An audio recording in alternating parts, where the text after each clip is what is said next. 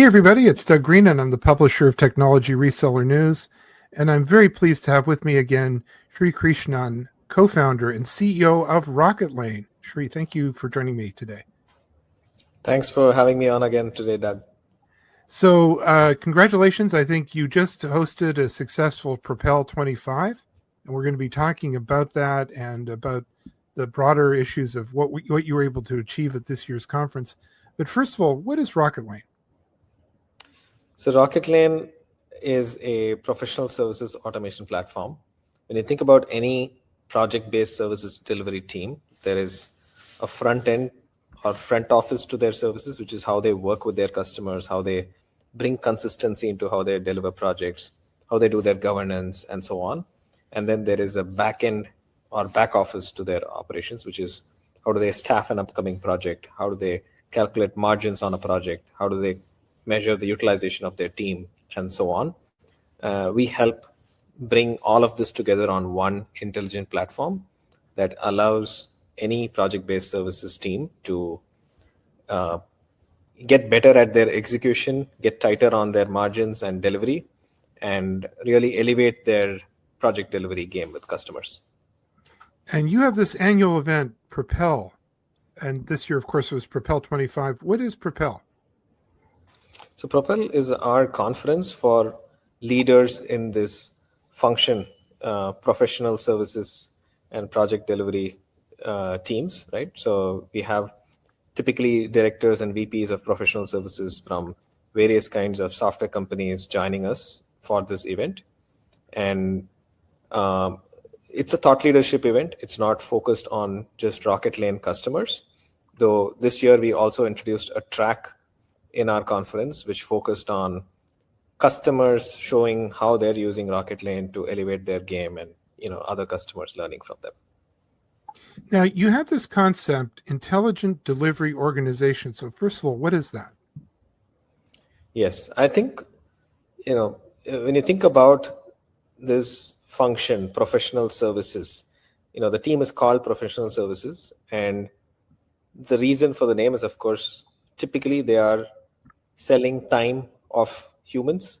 You are in the business of humans doing consulting work for their clients.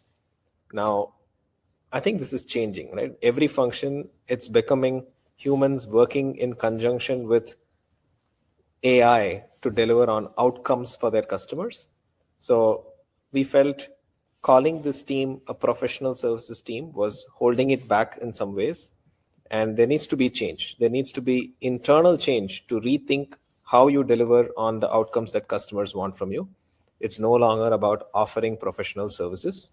It needs to be about creating the right outcomes for the customers in smarter ways. So we thought a reframing, rebranding the team internally as intelligent delivery will force the teams to think about what can I be doing smarter? How can I be more nimble? How can I deliver outcomes faster for customers, etc.? And that's the whole concept. And that's the theme we wanted to champion this year at Propel. So let's talk about Gen AI. How do you see Gen AI playing a role and not just in operations? Right. I think the big thing we are seeing is, of course, AI is every day evolving and getting better at doing various kinds of work. Last year, I think we spoke on a podcast last year, Doug, and one of the things I remember myself mentioning is that AI will do the mundane work and, leaving humans to do higher level, more intelligent work. But I feel AI is now also able to do intelligent work and more so, right? If you ask me 5 months ago versus now, our perspective on what can be done with AI has changed dramatically. There is so much more that you can accomplish. So there is a need for every organization to be looking every week at, hey, what more can we do with AI in a more efficient way? And it could be anything from, hey, we're doing all this documentation work, to it could be, hey, there is data transformation, data validation, or configuration work, setting up workflows, all of these things that various services teams do to deliver on projects for customers, now they can be done by agents. Are agents gonna get it right all the time the first time you delegate work to AI? Probably not. But there is a journey that every team needs to go on to figure out, to tweak, to make agents work well for them in their ecosystem. And that's where we believe, we want to be a catalyst to start pushing teams towards that journey where they're going to figure out what kinds of jobs in their ecosystem are going to be done by AI, leaving humans to do, again, the thinking, the validation, the direction setting, but they can then delegate to, think of it as these intelligent interns that can, that don't sleep, that can go start doing the work. And of course, the interns get better and turn into experts over time as well. And then but they don't sleep and they don't eat and they just sit there and keep on learning, right? It gets better and better. Absolutely. Well, let's compare and contrast that with a reality that a lot of people that are watching probably have. A lot of organizations have been around for a long time. Over the years, they've built up a system or a set of systems which are not really cohesive. There's a lot of legacy there. They were never built for this or scaled to the needs of today. And, you're here talking about the concept of intelligent delivery organization. So practically, how do you get from those legacy systems to what you're talking about? Right. I think there's internal tools and then there's technology you've bought. I think step one really is re-looking at what's holding you back. If your delivery teams are sort of held back by technology that you've purchased for them, if these vendors are not evolving with time, then it's time to rethink your vendors, right? And I think one of the interesting panels we had at Propel was actually a CIO panel, which gave a lot of perspective on how CIOs of companies like Zuora and Palantir and Zoom are now thinking about vendors, right? They want to evaluate vendors who are more nimble, who are changing with the times, who have a vision for what they want to do with AI. And I think that's one of the steps to take.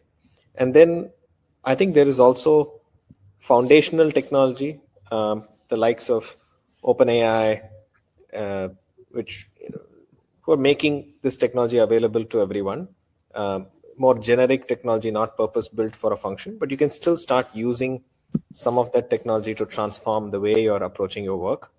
The fundamental is to get into the primitives of the various jobs that people on the team are doing and map it out to identify how would you do it differently, knowing that AI is available. How can you think AI first in every action? Can you force a project team to take an approach of, hey, do everything that you're doing, try to do it first with AI, and only if you absolutely fail at doing it with AI, then go back to doing it in a manual way. I feel if we create those forcing functions for people to think about things, and of course, I think there is also a reorientation needed for people to understand the art of what's possible, for people to get exposed to new startups and new tech that's out there that can aid their progress. Once that happens, I think people are going to get new ideas on where they can bring in AI and where they can elevate the kind of work that they do, from drudgery to more thinking, aligning, and then setting tools to do the actual work. So part of that migration process that you're talking about is going from a reactive to a proactive mindset, from reactive to proactive delivery. Did you guys cover that at Propel 25, and what did you discover? Right. I think this is something that we've also gone through that journey where when we did our first projects, for implementing Rocketlane for our customers, we were still learning in a very reactive way. But along the way, we picked up a lot of traits of what being proactive looks like. And this is about things like, how can you identify and flag risks early? How can you get a sense of what is the true health of a project? How can you foresee problems? How can you elevate or escalate a partnership faster when there are problems? Because very often, when you try to solve problems at a IC level, working with a POC from the customer side, you may hit roadblocks. But once you escalate the partnership to leadership, what is priority, what needs to be solved, quickly becomes more apparent and you can make progress. And that's why we've built capabilities even into our tool, such as early warning signals, escalation matrices, etc., which help you move from that reactive approach to a proactive approach to ensure on-time project delivery. You can also have a tab on how your project budget usage trending. Is that tracking ahead of the actual project delivery? How's the customer sentiment trending? Various aspects of project health which you can flag and address if there are problems without waiting for them to snowball into big issues. So, we're hearing a lot about this idea of data-driven approaches to delivery teams. But how do you get there? I think the important what's important for teams to get more data driven is, of course, to start capturing more information firstly, both from internal teams and from customers along these project journeys. And the way to do this is to for example, let's take feedback from a customer, right? If you try to collect feedback at the end of a project, you have a huge survey, people are not going to remember things that happened point in time. They're going to be colored with just what happened towards the end of the project or overall what it felt like. But instead, if you break it down into smaller surveys that are sent to the customer through the journey, and if all of that is integrated into a platform, it's easier for customers to give their feedback and for you to use that data to refine your process, give better coaching for your teams. Not just use, hey, I watched 2 calls and here's my feedback, but instead, here's what we learned across the 6 calls that we did with you. So that's one part of what we feel is helpful from a data-driven delivery perspective. Then, of course, you have all of this data around what does my planned resource allocation look like? What does my forecast for projects look like? What does my revenue forecast look like based on the hourly rates of team members? What does my past utilization rate look like? Have my skill metrics in place to know which roles, which skills are going to be occupied in the future. What kind of projects do I need to sell to keep them occupied? What does the history of my execution tell me? Which phases am I typically delayed in? Which types of tasks are customers struggling to complete, to collaborate with us and move forward? So there is a lot of historic data and future data that you can look at to determine the path forward. Where do you need to change process? Where do you need to sell more? Where do you need to hire people to ensure that you're able to deliver well in the future? So there is a lot that you can do with data. It's a question of where does all this data reside? If they're in siloed systems, if you can't marry the data across your project execution and your planning, then you're going to be lost. You're not going to be able to make sense of the data in useful ways. And that's why we recommend having an all-in-one approach to bringing your siloed systems together into one all-in-one tool. So as we use AI to kind of master the data, is there a danger that we're going to move to efficiency so strongly that we kind of sacrifice CX, the customer experience? Is there a way to balance customer experience and efficiency? Absolutely. I think when you talk to customers buying new technology products, their goal is actually to get live, up and running as fast as possible, right? They would ideally love to turn on your solution on day one and start seeing value. The fact that it takes 6 months, or even 4 months to get up and running with most solutions today is not a matter of it's not great customer experience, to be honest. And we're not saying you need to change that to put pressure on internal teams and customers to shrink the timeline. Instead, you need to analyze and come up with methodology that helps you get the customer up and running faster.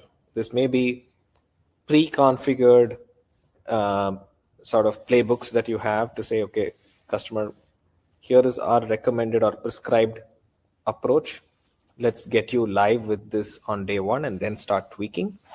Or, of course, to fit into an enterprise ecosystem, it is going to take time to solution the right way, map things the right way, integrate into their existing tech so that everything works well together.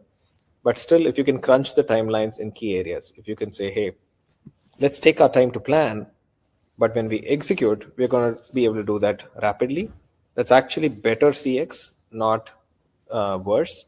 So in that sense, if you're able to use AI to do better documentation, if you're able to align with customers on the solution and then to deliver on the solution that you've aligned on, if it's going to take much lesser time, these are things that customers are going to appreciate. So I don't see it as a or B when it comes to efficiency. I feel it works in favor of the customer. It's what the customer wants as well. And we're not saying get rid of humans in interacting with customers. All we're saying is the actual doing of the work, make that efficient, make that happen in an automated fashion, while humans are still working with each other to align on what's the right solution, how are we going to do this, when do we do this, etc. And I guess that's as we start to close out our podcast, that's a forever challenge in the application of technology. There's always the corporation that just goes too far, and kind of in a way misuses what was invented to just radically save costs and blow up customer service. Yeah, we've all seen, going to an extreme or trying to say, hey, customers need to do this on their own using the technology that we provide. That doesn't always work out. You need your product experts to propose the right solutions, to, in a way, play that role of a consultant with the customer to show them what's the right path to get to value.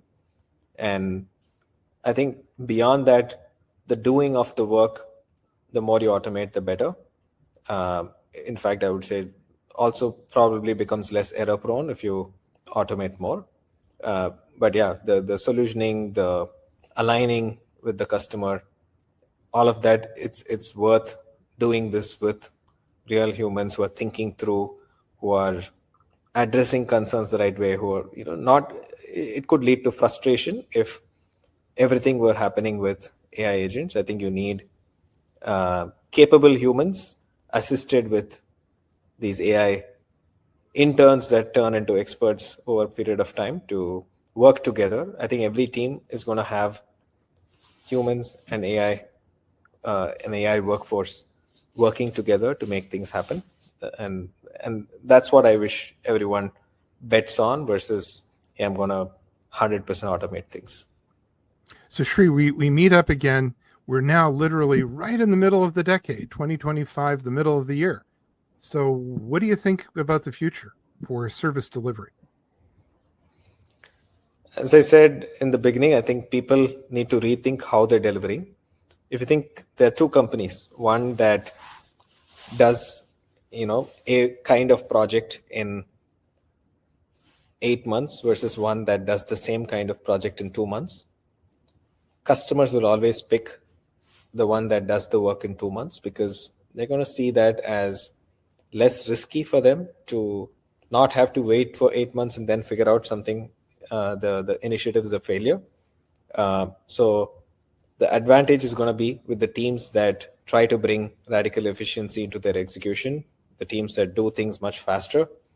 And hence, our take is every team should be working towards rethinking their whole project delivery motion, rethinking how quickly they're able to deliver, and set aggressive goals, set radical goals for your team, and then figure out what are the steps to get there. And not everything is going to be possible on day one, but it is a journey. It's better you get started on that journey right away. Well, I want to thank you for joining me today. Thank you for giving us a glimpse at your very successful Propel 2025, and even more significantly, some more insight into what's happening on service delivery and all the trends and so on, the solutions that Rocketlane brings to bear. Where can we learn more about Rocketlane? Rocketlane.com is our website, so please check it out. We also host content from our conference on Rocketlane.com. We have something called Rocketlane TV, so you can find that under resources. Propel's content from the conference will be available in a couple of weeks, but you can visit and find last year's Propel content and many other interesting resources on Rocketlane TV. So you can actually watch whole sessions and so on. Oh yeah, absolutely. Oh, that's really great. Oh, I hope everyone makes a visit and learns a little bit more about this important topic. For now, I want to thank you for joining me, and I'll look forward to our next podcast. Let's make it less than a year. Perfect. Thank you. Look forward to it, Doug.